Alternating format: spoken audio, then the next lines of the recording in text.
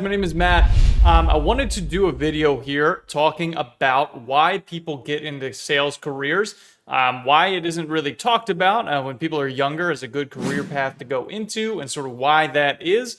And, if all these things add up into your lifestyle, because they definitely did for me. But without further ado, we're going to get right into it. So it's always kind of the running joke that salespeople are just kind of the people that really didn't do that well in school, and then they get out of school and want to do something that can make money, and they really don't have any other option. To be honest, that was me. Not the fact that I didn't do well in school. I did finish pretty good grades-wise, but I realized that I chose a major that was not going to be able to generate me any kind of financial security in the future. I realized that I don't want to say that I wasted 4 years, but those 4 years were not going to contribute to me making more money down the road. Now, I take full responsibility for that. I realize everyone can say, you should realize what money you're going to be making after that degree. Totally get it. Totally get it. Totally fine. I did that, whatever. It's in the past.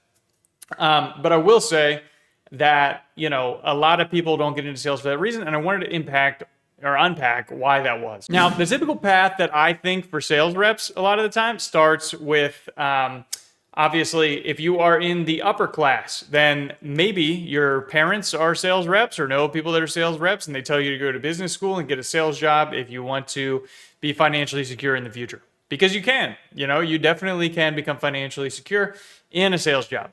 Or the other path that happens all the time is, like I was talking about before, you get into it because, you realize that it's a way to become financially free, or the way that you weren't before, or that you wouldn't be able to prior. I have a theory on this as far as why it is the way that it is. I think people that are in lower to lower middle class don't really know about sales jobs, or they think of sales jobs as, people that are in the mall kiosks where they run around with you, like, trying to get you to buy soap or, some kind of moccasins or slippers or something that you don't need. I think that is what most of them, anticipate that these jobs are like. And then I think people that have had more economic success and upbringing and know about a little bit more that's up there, realize that sales jobs can be a little bit more high ticket and not exactly like that. Talk to me down there in the comments if you think any differently, but I think a lot of that is, why people don't do that.